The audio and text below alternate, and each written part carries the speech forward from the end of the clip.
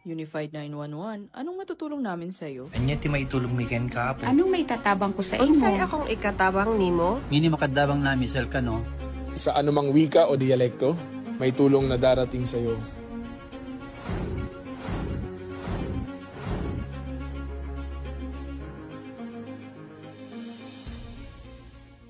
Lilingkod sa bawat Pilipino at magbibigay ng tamang impormasyon para sa tahimik at maayos na Pilipinas. Police News Network, alagad ng batas, tagapagtaguyod ng balitang pulis, sandigan ng mamamayan, patnubay ng katotohanan. La Campo Crame, maghahatid ng pinakahuling kaganapan at nagbabagang balita. Ito ang PNN Police News Network. At ngayon, ang inyong mga tagapagbalita. Magandang araw, bagong Pilipinas. Ako ang inyong alagad ng batas, tagataguyod ng Balitang Pulis, Patrolman Adrian Dayao. Maghatid sa inyo ng tamang balita, kwento ng pulis at serbisyo para sa mamamayan, at ito ang PNP News Online, ang pangunahing balita ng Police News Network, alagad ng batas, tagataguyod ng Balitang Pulis.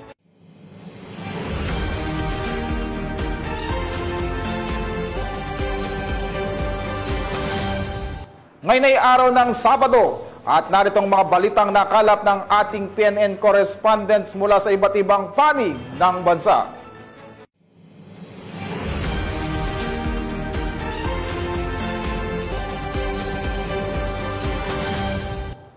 Sa ating unang balita, isang malaking operasyon ang isinagawa ng Parañaque City kung saan nasamsam ang mahigit 300,000 pisong halaga ng shabu. Nahuli rin ang isang high-value target matapos ang masusing surveillance. Patrolman IB Corporal sa balita. Naaresto ng Southern Police District ang isang itunuturing na high-valued individual sa isinagawang bypass operation sa Sitio Kawayanan, Barangay Don Bosco, Parañaque City. Kinilala ang suspect na si alias Efer, 35 anyos, na nahuling nagbebenta ng hinihinalang shabu sa isang pulis na nagpanggap bilang pusher buyer. Narecover mula sa kanya ang nasa 527 gramo ng hinihinalang shabu na tinatayang nagkakahalaga ng 353,600 pesos. Kasama ang bypass money, ilang plastic sachet, coin purse at cellphone. Ayon kay Police Colonel Nicolas S. Piñon, hepe ng Parañaque City Police, agad na minarkahan at dinala sa Southern Police District Forensic Unit ang mga ebidensya para sa pagsusuri habang inihahanda ang kasong isasampa laban sa sospek. Mula dito sa Camp Bagong Diwa, Bikutan, Taguig City, ako po ang inyong PNN correspondent, Patrolwoman IB Corporal, alagad ng batas, tagataguyod ng Balitang Pulis. Maraming salamat sa iyo, Patrolwoman Corporal. Ipinamalas ng Police Regional Office 6 ang kanilang makabago at epektibong kakayahan sa mga operasyon sa pagbisita ni Police Major General Michael G. Samson na nagbigay diin sa kahalagahan ng modernisasyon sa mga hakbang laban sa krimen at seguridad. Magbabalita dyan si Patrolwoman Charmaine Balunsat. Ipinamalas ng Police Regional Office 6 ang kanilang makabagong kakayahan sa operasyon sa pagbisita ni Major General Michael Samson, Commander ng 3rd Infantry Division ng Philippine Army, sa pamamagitan ng serya ng demonstrasyon na gumagamit ng makabagong teknolohiya na nagpapakita ng patuloy na modernisasyon ng mga operasyon ng pulisya sa Western Visayas na ginanap sa Camp General Martin Chupelo B. Delgado, Port San Pedro, Iloilo City. Nito lamang ika-10 ng Nobyembre taong kasalukuyan. Isa sa tampok ng aktibidad ang paggamit ng drone technology na nagpakita ng liksya at kakayahang umangkop sa iba't ibang sitwasyon sa operasyon. Binibigyang diin nito ang mahalagang papel ng mga drone sa mga special weapons and tactic missions sa pagpapataas ng situational awareness, koordinasyong taktikal at real-time intelligence gathering na mahalaga sa tagumpay ng operasyon at kaligtasan ng mga tauhan. Ipinakita rin ng Police Regional Office 6 ang kanilang 5-minute response capability na patunay ng kanilang kahandaan sa agarang pagresponde sa anumang insidente o emerhensya. Ipinapakita nito ang kanilang matibay na pangako sa mabilis, organisado at epektibong pagtugon upang mapanatili ang kapayapaan at kaligtasan ng publiko. Sa kabuuan, ang aktibidad ay hindi lamang nagsilbing pagpapakita ng mga makabagong teknolohiya na ginagamit ng Police Regional Office 6, kundi naging daan din upang patatagin ang ugnayan at kooperasyon sa pagitan ng Philippine National Police at Armed Forces of the Philippines sa pagsulong ng kapayapaan, seguridad at kaayusan sa buong Western Visayas. Mula dito sa Western Visayas, ako ang inyong Police News Network correspondent, Patrolwoman Charmaine Balunsat, alagad ng batas, tagataguyod ng Balitang Pulis. Maraming salamat sa iyo, Patrolwoman Balunsat. Samantala, isang operasyon na isinagawa sa Davao City. 3 kilalang individual mula sa mga pangunahing lungsod ng bansa ang inaresto dahil sa kasong statutory rape at act of lasciviousness. Alamin ang iba pang impormasyon mula kay Patrolwoman Queenie Babes Arindain. Arestado ang isang individual sa patunay sinasagawang Manhunt Charlie operation ng mga tauhan ng Baguio Police Station. Nito lamang 11 ng Nobyembre taong kasalukuyan sa barangay Tawan-Tawan, Baguio District, Davao City. Kinilala ni Police Major Lisandro G. Bernardo, Station Commander ng Baguio Police Station, ang suspect na si alias Opog, na pawang residente ng nasabing lugar at tinaguri ang top 3 city-level most wanted person. Ayon kay Police Major Bernardo, naaresto ang suspect sa bisa ng warrant of arrest na inihain ng pinagsamang tauhan ng Baguio Police Station, Criminal Investigation Detection Group 11 at Regional Intelligence Unit sa paglabag sa kasong 4 counts of statutory rape by sexual assault at act of lasciviousness na inisyo ng Regional Trial Court 11th Judicial Region Branch 12 Davao City na may nanakundang piyansa na nagkakahalagang 200,000 pesos kada bilang para sa statutory rape at 180,000 pesos naman para sa act of lasciviousness. Sa katunayan, ang suspect ay nasa kustodiya na nasabing istasyon upang dumaan sa tamang disposisyon. Samantala, patuloy naman ang pagsasagawa ng paghain ng mga operasyon ng tauhan ng Police Regional Office 11 sa pangunguna ni Police Brigadier General Joseph R. Argiles, Regional Director, upang hulihin ang lahat ng wanted person sa Riyon 11.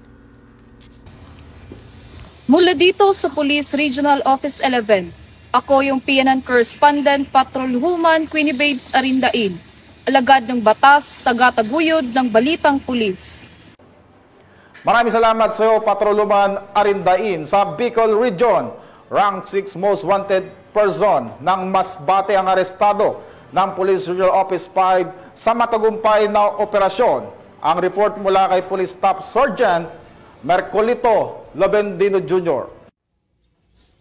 Bilang bahagi ng pinaigting na kampanya laban sa mga wanted na individual, naaresto ng mga tauhan ng Pro-5 ang isa sa mga pinaka-wanted na persona sa rehiyon sa Masbate. Naaresto ang suspect na si alias Al, 43 anyos, residente ng Aroroy, Masbate, na nakalista bilang rank 6 most wanted person sa rehiyon ng Bicol. Isinagawa ang pag-aresto ng mga operatiba ng Aroroy Municipal Police Station datong alas 8:00 ng gabi sa Barangay Kapsay, Aroroy, Masbate. Si alias Al ay naharap sa 2 kaso ng panggagahasa na walang piyansang inirekomenda. Siya ngayon ay nasa kustudiya ng Arroy MPS para sa wastong dokumentasyon at disposisyon. Pinuri ni Police Brigadier General Nestor C. Babagay Jr., Regional Director ng Pro-5, ang mga operatiba sa kanilang matatag na dedikasyon upang matiyak ang mga wanted na individual ay mapanagot sa kanilang mga krimen. Dagdag pa niya, ipagpapatuloy ng Pro-5 ang pagpapaigting ng kanilang manhunt operation sa ilalim ng Enhanced Managing Police Operations Framework upang mapanatili ang kapayapaan, kaayusan at kaligtasan ng publiko sa buong rehiyon ng Bicol. Mula dito sa Tabaco City Catholic Cemetery, ako ng Police News Network Correspondent, Police Staff Sergeant Mercolito Lobendino Jr. Alagad ng batas, tagataguyod ng Balitang Pulis. Maraming salamat sa Staff Sergeant Lobendino Jr. Nagtulungan ang pulis at sambayanan sa Santo La Union sa pagtatayo ng bahay na natumba dahil sa bagyong Juan. Nakibalita dyan si Police Corporal J.R. Del Mendo. Sa diwa ng bayanihan at pagtutulungan ang mga tauhan ng 1st Provincial Mobile Force Company ng La Union Police Provincial Office sa pamumuno ni Police Major Dean Christopher E. Beñas, Officer in Charge, ay agad na rumisponde sa Barangay Ramut, Santol, La Union upang magbigay ng tulong sa mga residente na nasalanta ng Bagyong Uwan. Agad na nagtulong-tulong ang mga pulis at mamamayan sa pagtayo ng bahay na natumba dulot ng malakas na hangin. Sa pangunguna ni Barangay Captain Mike L. Bundot, punong barangay ng Ramot, ipinakita ng mga residente ang diwa ng pagkakaisa at malasakit sa kapwa kasabay ng aktibong partisipasyon ng mga kasapi ng 1st PMFC na nagbigay ng kanilang oras, lakas at serbisyo para may balik ang tirahan ng apektadong pamilya. Ang nasabing gawain ay hindi lamang simpleng pagtulong kundi patunay ng patuloy na ugnayan at pagtitiwala ng pulisya at komunidad. Sa pamamagitan ng mga ganitong inisyatiba, higit na napapalapit ang kapulisan sa mga mamamayan at naipapakita ang kanilang tunay na layunin, ang maging katuwang sa pagpapanatili ng kaayusan, kaligtasan at kapakanan ng bawat Pilipino. Mula dito sa Ilocos Region, ako ang inyong PNN Correspondent, Police Corporal J.R. Del Mendo, alagad ng batas, tagataguyod ng Balitang Pulis. Maraming salamat sa iyo, Corporal Del Mendo. Nakiisa ang PNP Isabela sa repacking ng relief goods para sa mga kababayang naapektuhan ng Bagyong Uwan. Yan ang tinutukan ni Patrolwoman Jerilyn Colico. Aktibong tumulong ang mga tauhan ng mga component city at municipal police stations ng Isabela Police Provincial Office sa repacking ng mga relief goods para sa mga pamilyang naapektuhan ng pananalasa ng Bagyong Uwan sa kanilang mga nasasakupan nito lamang ika-11 ng Nobyembre taong kasalukuyan. Sa kanilang pagtulong, ipinakita ng mga pulis ang tunay na diwa ng serbisyong may malasakit at paglilingkod sa mamamayan na hindi lamang nakatuon sa pagpapanatili ng kapayapaan at kaayusan, kundi maging sa pagtugon sa pangangailangan ng komunidad sa oras ng sakuna. Ang nasabing aktibidad ay bahagi ng disaster response at recovery efforts ng Isabela PPO na layuning makapagatid ng agarang tulong sa mga kababayan na labis na naapektuhan ng kalamidad. Sa pamamagitan ng pagtutulungan ng mga pulis at ng lokal na pamahalaan, muling naipadama ang espiritu ng bayanihan at pagkakaisa sa gitna ng pagsubok. Kasunod nito ng pagpapakita ng kapulisan ng kabayanihan sa gitna ng unos kung saan sa bayan ng Reyna Mercedes, ang pwersa ng pulis, katuwang ang Disaster Assistance Response Team, Provincial Disaster Risk Reduction Management Office, mga opisyal ng barangay at mga voluntaryo ay matagumpay na nailigtas ang isang pamilyang natrap sa kanilang kubo sa barangay Binarasang, Reyna Mercedes, Isabela. Patunay ito na ang kapulisan ay katuwang ng bawat mamamayan sa pagtataguyod ng ligtas, maayos at maunlad na pamayanan, lalo na sa panahon ng kalamidad. Mula dito sa Lambak ng Cagayan, ako ang inyong Police News Network Correspondent, Patrolwoman Jerilyn Colico, alagad ng batas, tagataguyod ng Balitang Pulis. Maraming salamat sa iyo, Patrolwoman Colico. Nasabat ang mahigit 100,000 pisong halaga ng shabu sa isinagawang operasyon ng mga kapulisan sa Dawis, Bohol. Magbabalita dyan si Patrolwoman Judith Nicanor. Nasabat ng kapulisan ng Dawis ang 102,000 halaga ng hinihinalang shabu mula sa isang street-level individual sa isinagawang bypass operation ng mga operatiba sa Purok 2 Mariveles, Dawis, Bohol nitong lamang nakaraan. Ayon kay Police Captain Dennis N. Siragon, hepe ng Dawis Municipal Police Station ng Bohol Police Provincial Office, bandang alas 6:53 ng gabi na ikinasa ng mga otoridad ang nasabing bypass operation na nagresulta sa pagkaaresto ng suspect na si Marvy, 26 anyos na residente ng Viking 2, Dawis, Bohol. Nakumpiska mula sa suspect ang 4 na transparent plastic sachet ng hinihinalang shabu na may timbang na 15 grams na may standard drug price na 102,000 pesos, bypass money, cellphone at Honda Click na motor. Samantala, kasalukuyang nasa kustudiya ng Dawis MPS Custodial Facility ang suspect at mahaharap ito sa kasong paglabag sa Sections 5 and 11 ng Republic Act 9165 o Comprehensive Dangerous Drugs Act of 2002. Ang matagumpay na operasyon ng mga kapulisan ng Dawis ay patunay lamang ng kanilang dedikasyon upang matiyak ang kaligtasan at kaayusan ng ating komunidad para sa isang bagong Pilipinas. Mula dito sa Central Visayas, ako yung Police News Network Correspondent, Patrolwoman Judith Ticanor, alagad ng batas, tagataguyod ng Balitang Pulis.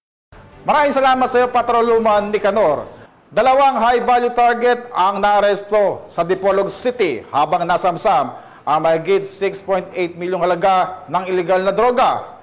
Nakibalita dyan si Patrolwoman Joyce Franco. 2 high-value individual ang naaresto matapos ang matagumpay na isinagawang bypass operation ng mga tauhan ng Regional Drug Enforcement Unit 9, katuwang ang operatiba ng Dipolog City Police Station, 1st Zamboanga del Norte Provincial Mobile Force Company, PDAU, PIDEC at PIDEA Zamboanga del Norte. Nito lamang ika-11 ng Nobyembre taong kasalukuyan sa Barangay Miputak, Dipolog City. Kinilala ang mga sospek na si alias Amo, 37 anyos, kasal, residente ng poblasyon Rizal, Zamboanga del Norte, at alias May, 29 anyos, babae, residente naman ng Barangay Liang, Dapitan City. Sa isinagawang operasyon na samsam ang tinatayang 1,000 gramo ng hininalang shabu na nakapaloob sa 20 malalaking heat-sealed transparent plastic cellophane na may standard market value na humigit kumulang 6.8 milyon, isang piraso ng totoong 1,000 peso bill na ginamit bilang bypass money, isang driver's license, isang Toyota Vilos na kulay itim na may plaka na JAQ 1109 at iba pang non-drug evidence. Ang mga nakumpiskang droga ay isinumite sa PIDEA Forensic Unit sa Zamboanga del Sur para sa qualitative at quantitative examination. Samantala ang mga suspect ay sasailalim din sa drug test at medical examination sa Norte Medical Hospital bago pansamantalang idetine sa Dipolog CPS habang inihahanda ang inquest case para sa paglabag sa Section 5 ng RA 9165 o Comprehensive Dangerous Drugs Act of 2002. Sa nasabing operasyon ng kapulisan, ito ay bahagi ng kanilang patuloy na kampanya laban sa illegal na droga na may layuning sugpuin ang kalakaran ng ipinagbabawal na gamot, lalo na ang mga high-value targets upang mapanatili ang kapayapaan, kaayusan at kaligtasan ng komunidad. Sa huli, nananawagan ang kapulisan sa publiko na patuloy na makipagtulungan sa mga otoridad sa pamamagitan ng pagbibigay ng impormasyon upang higit pang mapalakas ang kampanya kontra iligal na droga sa rehiyon. Mula dito sa Zamboanga Peninsula, nagbabalita ako ang inyong PNN Correspondent, Patrolwoman Joyce Franco, alagad ng batas, tagataguyod ng Balitang Pulis. Maraming salamat sa iyo, Patrolwoman Franco. Isinagawa ng Police Regional Office 13 ang blessing at turnover ng mga bagong rifles at drones para sa mas epektibong operasyon ng kapulisan. Tinutukan niyan ni Patrolwoman Renz Malinlin.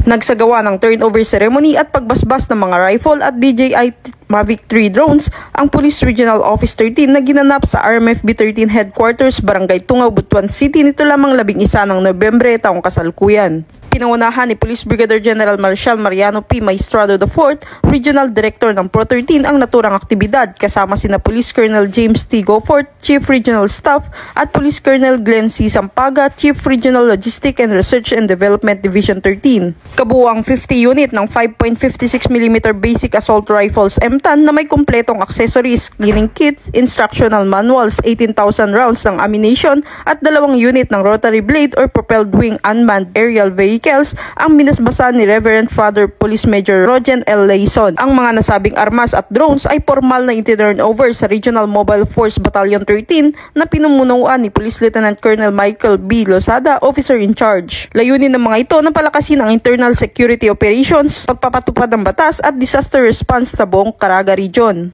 Mula dito sa Police Regional Office 13, ako ang iyong PNN Correspondent, Patrolwoman Karen A. Malilin, alagad ng batas, tagataguyod ng Balitang Pulis. Maraming salamat sa Patrolwoman Malinlin. Arestado sa Cotabato ang isang lalaking target sa search warrant at nakumpiska sa kanya ang 2.5 gramo ng inihinalang shabu. Patrolwoman Dodoso, ibalita mo.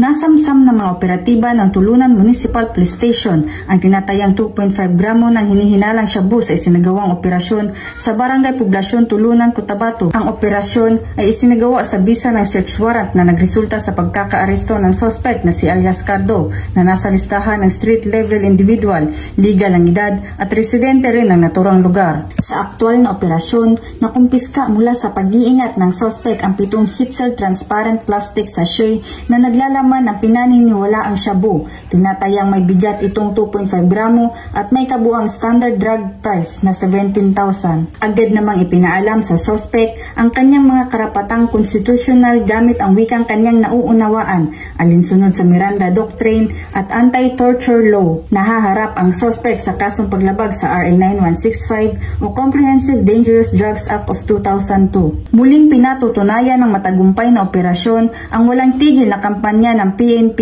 laban sa illegal na droga. Hinihikayat ang publiko na makipagtulungan sa mga otoridad upang tuluyang masugpo ang salot na ito sa lipunan. Mula dito sa General Santos City, ako ang inyong Police News Network Correspondent, Patrolwoman Jovelyn Dodoso, alagad ng batas, taga-taguyod ng balitang pulis. Maraming salamat sa iyo, Patrolwoman Dodoso. At sa ngalan ng pamunuan ng Philippine National Police sa panguna ni Acting Chief PNP Police Lieutenant General Jose Melencio Nartates Jr. at sa pamumuno ni President Ferdinand Bongbong Marcos Jr. kami maglilingkod sa bawat Pilipino at magbibigay ng tama at balanseng balita.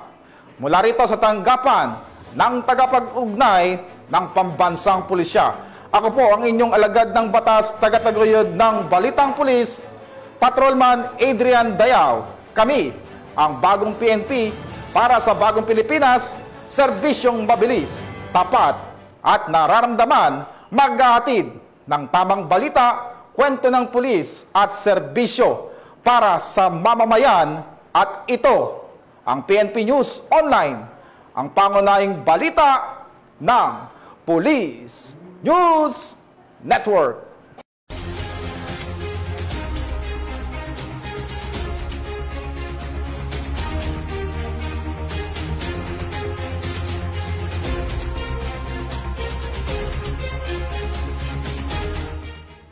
Police News Network, alagad ng batas, tagapagtaguyod ng balitang pulis.